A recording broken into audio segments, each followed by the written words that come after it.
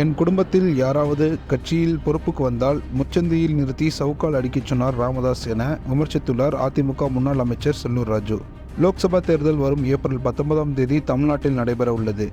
வாக்குப்பதிவு நாள் நெருங்கி வரும் நிலையில் அரசியல் கட்சிகள் தேர்தல் பிரச்சார பணிகளை தீவிரப்படுத்தியுள்ளன. அதிமுகவை பொறுத்தவரை தேமுதிக, எஸ்டிபிஐ, புதிய தமிழகம் ஆகிய கட்சிகளுடன் கூட்டணி அமைத்துள்ளது. தமிழ்நாடு, புதுச்சேரியில் 33 தொகுதிகளில் நேரடியாக போட்டியிடுகிறது அதிமுக. மதுரை லோக்சபா தொகுதியில் டாக்டர் சரவணன் அதிமுக சார்பில் போட்டியிடுகிறார். இந்நிலையில் மதுரையில் சரவணனுக்கு ஆதரவாக வாக்கு சேகரிப்பில் ஈடுபட்டு வருகிறார் அதிமுக முன்னாள் அமைச்சர் செல்லூர் ராஜு. இந்நிலையில் தேர்தல் பிரச்சாரத்திற்கு மத்தியில் பாமகவை வெளுத்து வாங்கியுள்ளார் செல்லூர் ராஜு. இன்று கருணாநிதி குடும்பம் எப்படியோ அப்படிதான் ராமதாஸ் குடும்பமும். ராமதாஸ் கட்சி ஆரம்பிக்கும் போது என் குடும்பத்தில் யாரும் கட்சியில் பொறுப்புக்கு வரமாட்டார்கள், அப்படி வந்தால் முச்சந்தியில் நிறுத்தி என்னை சவுக்கால் அடியுங்கள் என்று ராமதாஸ் சொன்னார். இன்று என்ன நடந்திருக்கிறது என்று பாருங்கள். அன்புமணி வற்புறுத்தலால் இன்று பாஜகவுடன் கூட்டணியை சேர்த்துள்ளார் ராமதாஸ் என தெரிவித்துள்ளார். ராமதாஸ் பாட்டாளி மக்கள் கட்சியை தொடங்கிய போது 5 உறுதிகளை அளித்தார். வாழ்நாளில் எந்த தேர்தலிலும் போட்டியிட மாட்டேன், என் குடும்பத்தைச் சேர்ந்த யாரும் கட்சியில் எந்த பொறுப்பிற்கும் வரமாட்டார்கள், இதை மீறினால் முச்சந்தியில் நிறுத்தி சவுக்கால் அடியுங்கள் என்று பேசினார். அதை சுட்டிக்காட்டி விமர்சித்துள்ளார் செல்லூர் ராஜு.